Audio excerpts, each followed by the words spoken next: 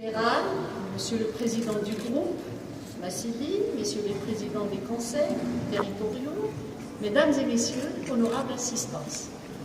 C'est avec un grand plaisir que j'assiste avec vous aujourd'hui et toute la délégation sécuritaire est élue à l'inauguration de la première unité industrielle réalisée au parc Héliopolis, en l'occurrence l'usine Massili Maroc du groupe français Massili. À cette occasion, je tiens à remercier Monsieur le Président du groupe pour sa confiance en notre pays, en notre région, et pour le choix de ce parc, le parc Héliopolis. Je le félicite également pour la réalisation des travaux dans un délai record. J'ai eu 2 ou 3 réunions et j'étais vraiment étonnée de la réactivité de Monsieur le Directeur.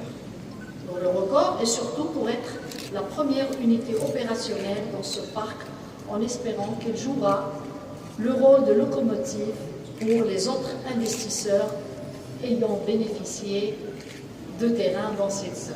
À vos entendeurs, salut.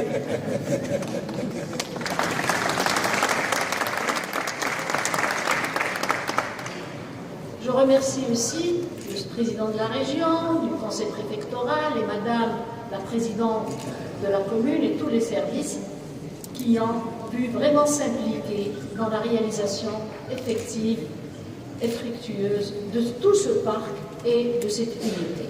Mesdames et messieurs, comme vous le savez, tous et tous, Sa Majesté le roi Mohammed VI, que Dieu l'assiste, a présidé la cérémonie de signature de la convention de réalisation du parc Héliopolis en septembre 2009, ici même à Draga.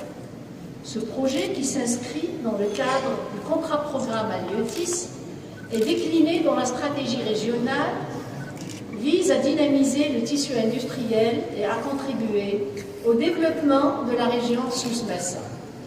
Il s'étend sur 150 hectares, prévoit un potentiel de transformation de 500 000 tonnes de produits de la mer et la création de plus de 20 000 emplois, avec un coût global d'investissement de 6,6 milliards de dirhams. Il offre ainsi aux investisseurs plusieurs avantages: la proximité de l'aéroport, du port, de l'autoroute Agadir-Marrakech, et bientôt, on était ce matin dans une réunion avec Monsieur le Président directeur général de l'ONCF. Ils sont fin décembre la fin d'études sur le LGV Marrakech-Agadir qui passera par Draga. C'est une bonne nouvelle. Ce parc aussi est doté de toutes les infrastructures et équipements nécessaires. Les prix de cession sont encourageants grâce aux subventions de l'État et de la région.